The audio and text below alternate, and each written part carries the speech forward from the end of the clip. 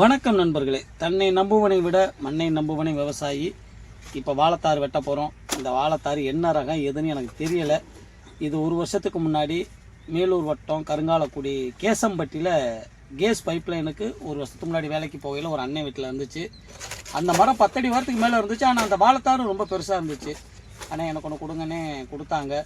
அந்த அந்த பக்க கட்டையை கொண்டு வந்து வச்சேன்.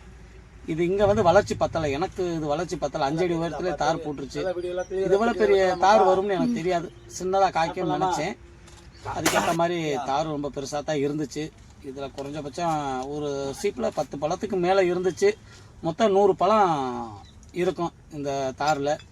இது எந்த ரகம் அப்படிங்கிறது எனக்கு ஏன்னா நிறைய பேர் வீட்டுக்கு நண்பர்கள் வந்தால் என்ன ரகம் ஏதுன்னு கேட்கல. எனக்கு சொல்ல தெரியலை.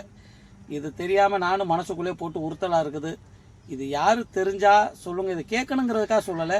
ஏன்னா சந்தேகங்கிறது இருக்கக்கூடாது இல்லையா? விவசாயத்தில் இருந்தாலும் எந்த தொழிலாக இருந்தாலும் தான் புத்திசாலி அப்படின்னு நினச்சிக்கவும் கூடாது, சொல்லவும் கூடாது.